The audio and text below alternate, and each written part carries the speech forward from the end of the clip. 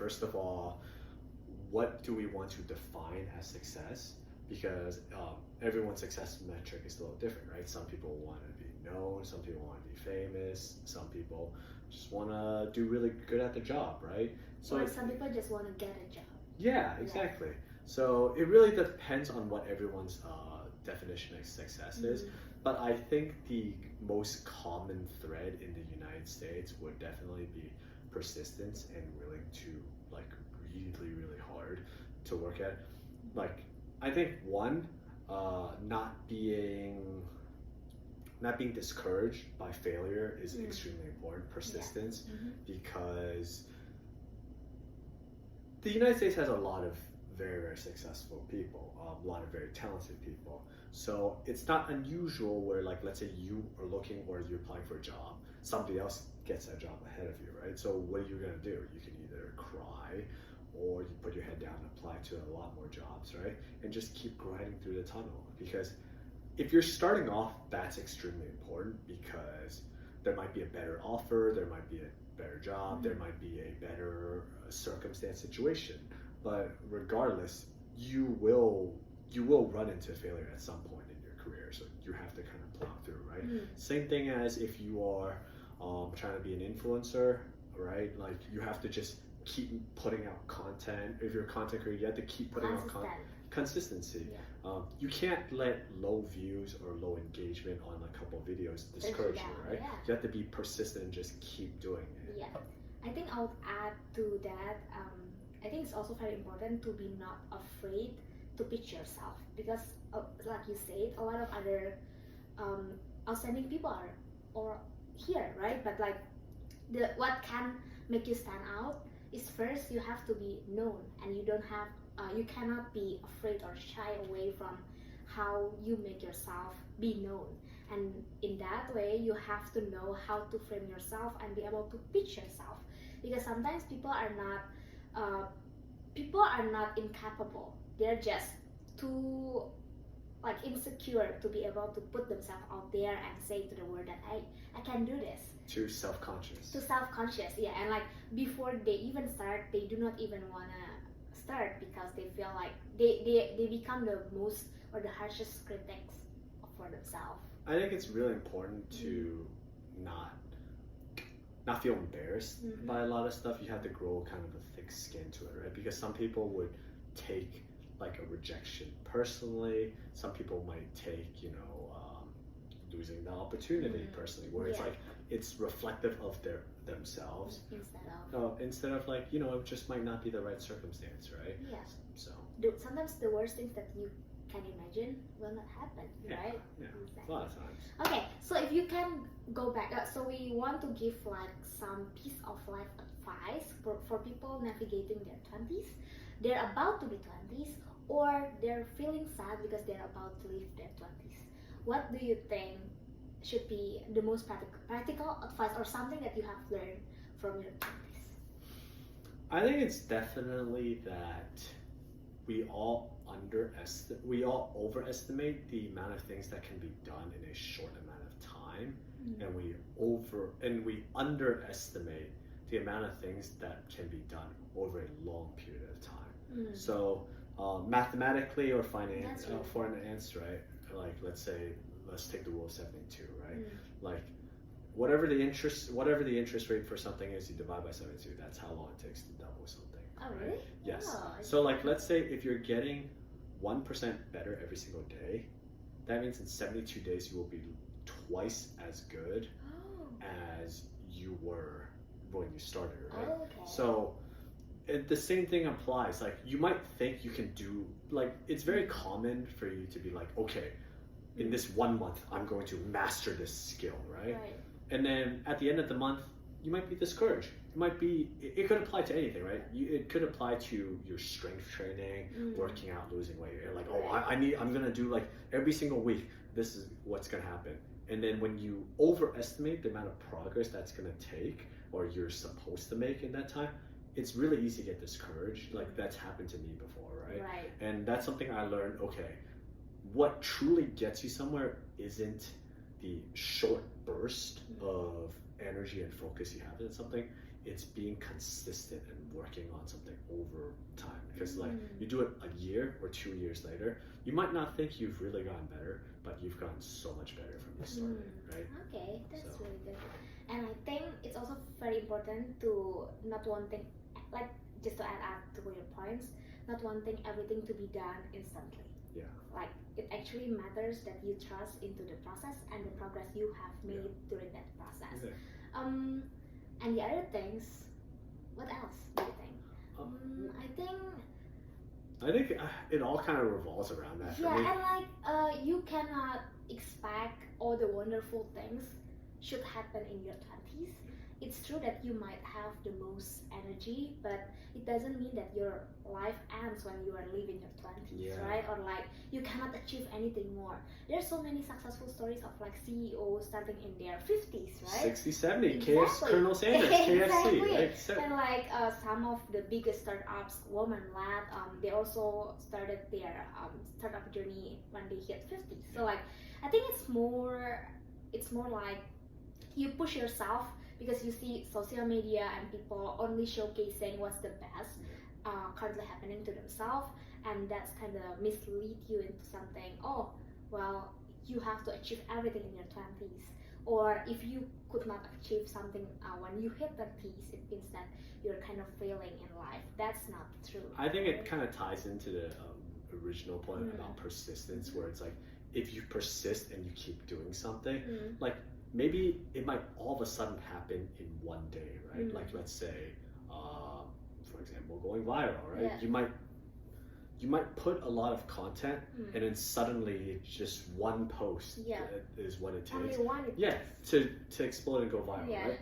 But you can, if you're short-sighted, you could be like, oh, you know, that post didn't happen in a week. I'm like gonna fail at this, right? Yes. Whereas if you take the long run, you have to be consistent throughout in order for you to hit that one day. But you'll never hit that one day if you weren't persistent at it, right? And that's kind of the same thing. Your 20s, you might not hit that career route that you want, or like that jackpot or whatever that you want, right? That breakthrough. So are you gonna give up? Or like a lot of people, right? Like you said, some people found companies in their 40s, 50s. Yeah. They keep going at it until someday they get to that, they hit that point, right? But they were just persistent at it. So if you don't get where you want to be in your 20s, I know it's discouraging, that sucks, but if you're persistent enough at it, right? Don't let it weigh you down, because if you truly believe in something that you're going to work at, just keep going at it, because who knows, it might hit you in your 30s, it might hit you in your 40s, right? But life is long, right? And like a lot of measurements of success are not fair to be implied to everyone under the same context, because we don't start at the same point, right? So whatever measurements that you are using right now applied only if it applies to your context, on how your upbringing was, or like what kind of values that you believe in and stuff like that. So it's more like less of quantitative measurement. It's more like how big of a progress that you can make within time that applies or works for you. I think what is really important is, one, know that you're actually moving forward towards something, and two, just keep at it. Because if you're, let's say your goal is, I don't know, to be an astronaut or something like that, right? But you sit on your butt all day watching TV, right? And then you're gonna be like, oh, well, I didn't get there. Like, I'm persistent at it. And it's like, what are you? Yeah, but it's like, what are you persistent at? Like, are you actively working towards something, right? You may not hit it today, but are you getting better? Are you like learning about physics? You know, what a rocket propulsion system? Are you learning? You have to be persistent, but you also have to work towards something. You can't just fall into a mundane route where you personally don't try to make any change and expect change to happen to you, right? That's true. So. Yeah, I think that's really good for the. I think another thing is you can take your time to reflect and ask around. Maybe you cannot just stuck with your mind and like thinking that a lot of other overthinking activities that you can do. Maybe it's better to just reflect or talk to somebody and consult about whatever you are doing, and there is no harm in that, I think. Oh, I think actually another Yeah. really good lesson Yeah. that I just forgot Yeah. that was really important is talk to everyone. Like, Mm. do not Talk to everyone. do not judge based on what you might assume somebody is, because Mm. appearances can be deceiving. That's But true. definitely just keep talking to anyone, because the network that you grow and that you build is incredibly valuable in, like, let's say what you want to achieve or Yeah. like in life, or you just might meet people that like really connect with you that you never know, right? Mhm. There is no harm in getting to know people and talking to people, whereas like the payoff could be massive, right? It could be Yeah. professionally, it could be personally, it could be anything, right? Romantically. Yeah. Just talk to anyone. Just talk to anyone. Yeah, don't be cocky, because sometimes some people also think very highly about themselves. Yeah. They think, oh, I graduated from certain schools, I want to only talk to people from certain schools, otherwise other people will not have the same frequency as me or something, Yeah. stuff like that. I think that's cocky and shallow. It's super You can condescending. learn anything from anyone. Yeah, right? like, because Yeah. everyone has their own unique life story, Mhm, right? It mhm. doesn't matter where they come from, Yes. right? And everyone's story is a little bit unique. Mhm. You might learn something from Yeah, it, right? Or exactly. you might appreciate, or you might just meet somebody That's true. like you could key with in any sort Yeah. of way. Right? And you don't have to always have an intention to get a job from someone. Oh, I think like, that's the worst. You know, like, right? Like, do not have do any not have any intentions intention. when you're talking. You just genuinely want to know this kind of people, what kind of person this person is, and stuff like that. And if the connection actually genuine, I think it's so much better. You can make friends. You can, like you mentioned, like any relationship starts with a simple hi, Well, like and- a simple smile. And I think people are smarter than other people might assume. And if you go into anything with intention, people are going to be able to feel it out, right? Yeah. And like, It's built obviously- over time, yeah, right? exactly. Mhm. Yeah, well, you cannot just cold call people on LinkedIn and like, hey, nice to meet you. I graduated from this school, blah blah blah blah. Can I actually ask you for a referral? Oh, That is I the never, worst, I never right? answer that. Yeah. Like, So sometimes I think. block. So sometimes people misconcept the idea of coffee chat because they think after a coffee chat there should be a result, and because sometimes time is very like time constraints and stuff like that, so people tend to be crossing the boundaries and just go straight to the point. I need this from you. That's not how it works, right? Yeah. I think the idea of coffee chat is to start a conversation and actually sparks a relationship that can be built over time, like anything else. Yeah. No matter where you come from, maybe you're not coming from the United States and you suddenly get the idea of like, oh, this is how coffee chat works here.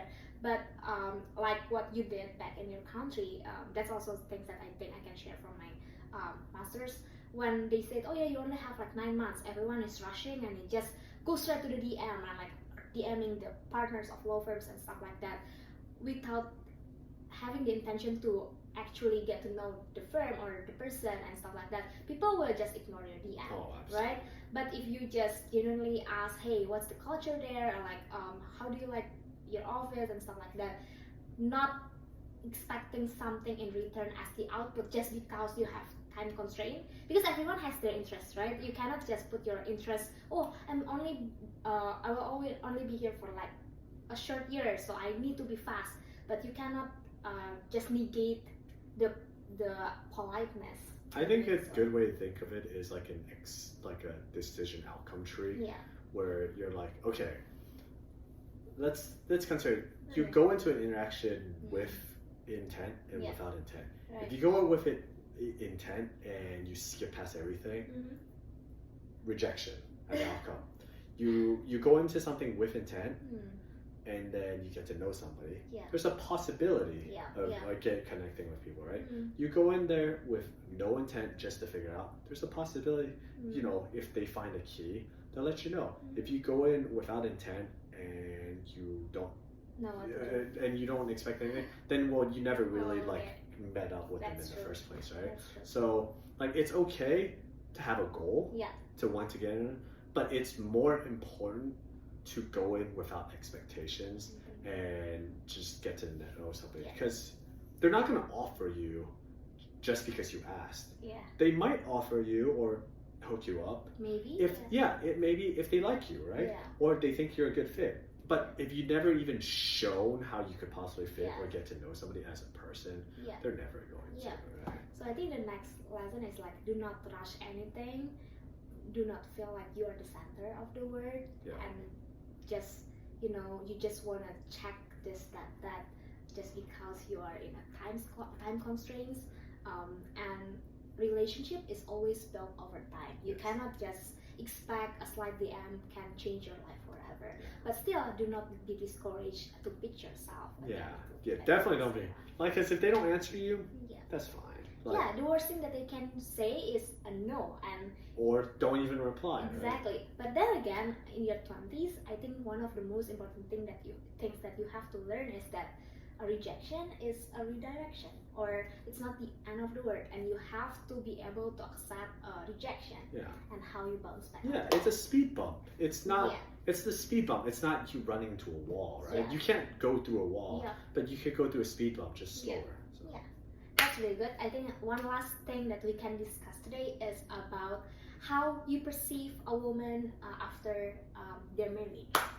Okay. I will change that into slides so you don't just get into that question. Well, what do you mean? How do you perceive a woman? Do you mean like so professionally, romantically, sometimes people say that the woman's light will be dim after they get married or after they have children. Or maybe the same applies for a man who decides to, settle down faster than most of their friends. So I think that's kind of ridiculous. Like, people are people. People's priorities change over time. People's goals change over time, right? Nobody's set in stone just because one thing happens, right? Like, okay, let's kind of break that down. If we talk about romantically, okay, then maybe sure, right? Someone gets married, like, obviously, like, it's loyalty. Yeah, I mean, it's you like cannot suddenly be in the Coldplay concert. Yeah, you definitely can't do that, right? Like, I mean, that's an end right there. Hugging yeah, they definitely don't do that. But like, okay, platonically as friends, no. I mean, they might have different priorities, right? Because obviously they might have kids or something like that. But you might see them less, but that just means that when they do make time for you, that means that you're so important that they will give you time and energy that they need away from their kids when they have availability, right? So like, appreciate that. Professionally, definitely not, because a lot of people have taken time off to have kids, right? But I don't think they lose like what's in their head. Like, they still have that skill set. They just might come back, and it might not be as big of a goal for them. But that's a personal statement, right? A person who has kids or gets married doesn't suddenly become dumb or more incompetent than what they were, right? Like, it might just be a change of priority. If they're focused more on their kids now and raising them instead of their career, that's a choice that they made, right?